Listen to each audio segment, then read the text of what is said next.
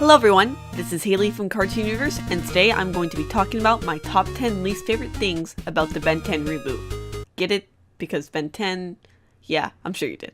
Anyways, for those unaware, the Ben 10 franchise is getting another addition to its roster. But instead of a sequel like Alien Force, Ultimate Alien, or Omniverse, this one is a complete reboot of the original series. Which means that this show can change or copy pretty much anything it wants without much thought regarding the existing story and lore of the previous shows. And while I do not have a problem with reboots if they are done well, this one is unfortunately not, which seems to be the trend of Cartoon Network lately. But I will admit that this list may end up seeming a little nitpicky, especially to those who like the reboot despite its flaws. But these are just my personal opinions as a huge fan of the original series. You should see the toy collection I had. And this list does not mean there are no redeeming aspects of the show, although you have to find those for yourself because I have seen few so far after watching a variety of clips as well as a few episodes. Time to start the list. Number 10, voice actors. I've watched a few episodes and a ton of clips of the show as I said earlier, and I feel that the voice actors don't work out too well for most of the aliens and the characters. Some that I saw that I really did not like at all were Stinkfly, Grey Matter, Upgrade, and of course Grandpa Max.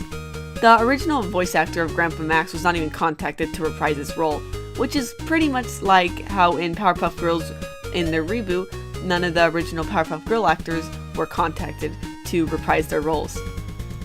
I'll forgive Accelerate because he is voiced by Josh Keaton, who is Shiro from Voltron, but for a lot of the other voices I have very mixed feelings. What I am trying to get at here is that there is a new cast for everyone except Ben, which is disappointing because the sequels were for the most part able to pull this part off. Is it really that hard to get voice actors again? After all, this is a reboot that is not being made 30 years later, like with some reboots like Voltron or Thundercats. Number 9. Trying too hard to be hip. This show is really trying to connect with its target audience, which I can't blame it for, but it just doesn't pull it off very well. This is a problem with the Powerpuff Girls reboot especially, but it's also seen in Teen Titans Go and pretty much any of the other recent reboots that have a less serious tone than the original. I could show you many examples where the show makes Ben nothing more than a living meme. In fact, here are a few. Enjoy yourselves. Bruh, look at this dude. Wait till you see the... No.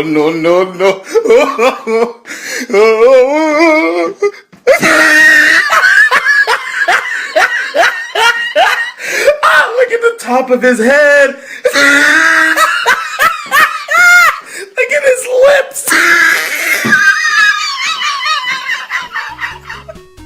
And while I have nothing against cartoon characters using smartphones and attempting to make viral videos, I feel like a lot of these things are forced and are not done well. Number 8. The tone shift. This show, as with many other recent reboots, has been in some ways dumbed down from the original. The original show had great characters, story, lore, and most importantly for me as a child, aliens. Reboots are allowed to make huge differences, but it is important to respect the source material by making the new show even better, or at least try, which is something that I feel that the reboot for Ben 10 is struggling with a lot. Instead of having a good balance of comedy and action, the new show is pretty much all comedy. Of course, there are battles here and there, but I feel like it is much more comedy-centered than the original. And I will admit that the original was a bit silly at times, but these types of things are a constant in the show, as I just showed you a moment ago. Number 7. The show is unnecessary.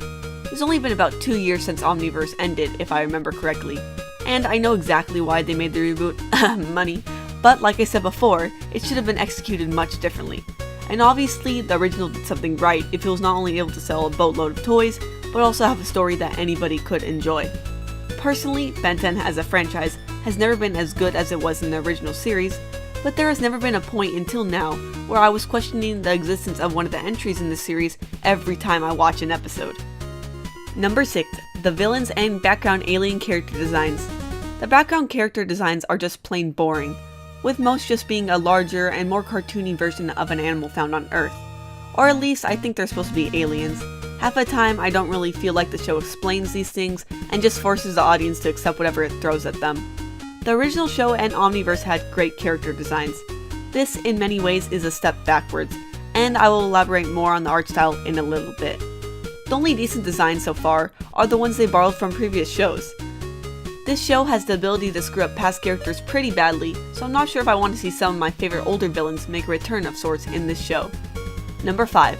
Small details. Did I say I was going to go nitpicky? Well, here it is, summed up in one entry on the list. First, we have that the background designs looked rushed and incomplete. The theme song is a bad attempt on the original, without any of the cool lyrics or designs of the aliens. Each episode is now 11 minutes instead of 22, so if you didn't think that they were trying to make this a comedy, this is pretty much proof of that. If I remember correctly, in the original series, Ben had a secret identity, but in this show he isn't really trying to keep that anymore. In fact, he's literally making videos of himself in alien form. So there's that. Number 4. Art style. This is probably one of the most infuriating entries on the list, mostly because it is literally worse than the original series, which aired over 10 years ago. The art style is super simplified and looks like no effort was put into making it any different looking than some of the other reboots. The original was not the best looking show, I'll admit, but for the type of show it was, it worked well. Want to know what I'm reminded of with this reboot? The episode Super Alien Hero Buddy Adventures from the original show. I think that episode actually predicted the arrival of the show around a decade before it happened, and with that you can see that the art style was not the best, and it's almost like the reboot is trying to emulate that in some ways. Moving on. Number 3. Lack of originality.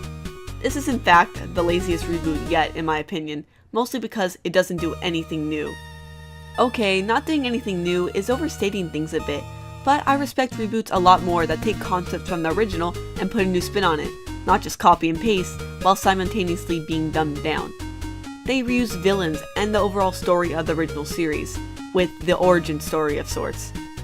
Because it is a reboot, it has the ability to redo every single episode if it wants to, and I already know it's taking advantage of this fact. I know they are doing a wrestling episode, which was done in the original series, and unsurprisingly Forearms is in it. This show could have put in new aliens, could have made an original plot, and so many more things, but none of this happened. Sure, the target audience may not remember the original series too well, but this does not make it acceptable to not think of new ideas. And for aliens, they literally just renamed Water Hazard to Overflow, which means that their take on new aliens is pretty funny if that's what they consider a new alien. Number 2. What they took out. If they are going to redo pretty much everything and not be original in any way, why the heck did they take out some of the coolest aliens, like Ripjaws, Wild Mutt, and Ghost Freak? Did focus groups show that these aliens were not good enough, or was it just that they were too hard to make action figures for? Sure, they weren't very humanoid looking, but they were amazing characters.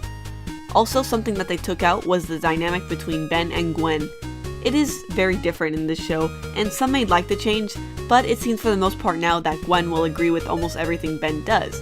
In the past it was cool to see them work together when they put aside their differences, but now it will be treated as nothing special. And finally, my least favorite thing about the Ben 10 reboot is the aliens.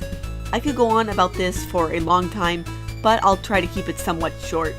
So we had the designs of the aliens and the total redesigns that we got. They got rid of Wildvine's legs and totally redid Stinkfly, most likely, like I said before, to create action figures for them. And it's kinda sad because Stinkfly was one of my favorite characters in the original along with Accelerate, and now Stinkfly doesn't even match his name anymore. They really could have just made a new alien altogether. And with the redesigns of a bunch of these characters, it makes them seem a lot less alien and more like a costume Ben is putting on. Like I said before, for all the aliens, the design is almost too simple. Not to mention that the creators just plain forgot how to draw or color some of the more untouched aliens. Then there are the transformation sequences. These are pretty mediocre and do not capture the feeling that Ben is morphing into an alien creature. Like I said prior, these are now just costumes, not some extraterrestrial being. To be fair, no series has been able to capture the spirit of the original series in terms of transformation sequences, so I did not have high hopes for them in the first place. Then finally, we have the powers. This show gives a bunch of the aliens new powers because apparently what they could originally do was not good enough, and for action figure purposes they need to do more than what they could originally do.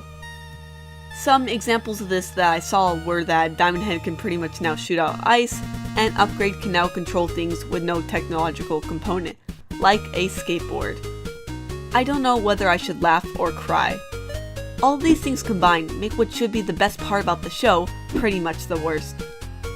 When comparing the aliens of the original show to the current ones, there is no contest.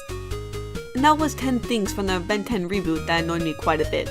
Some of these things were definitely worse than others, but I would like to know your opinion of the show if you have given it a watch. I know it won't be out in the United States until next year, but in other countries it has already started airing. So leave your thoughts in the comments section below. I don't know if I'll be doing more Ben 10 reboot videos. This one was hard enough for me to make after all, but you never know. Don't forget to follow Cartoon Universe on Twitter at CartoonUV, and always I would like to thank our Patreon supporters for their contributions to this channel. Thank you for watching.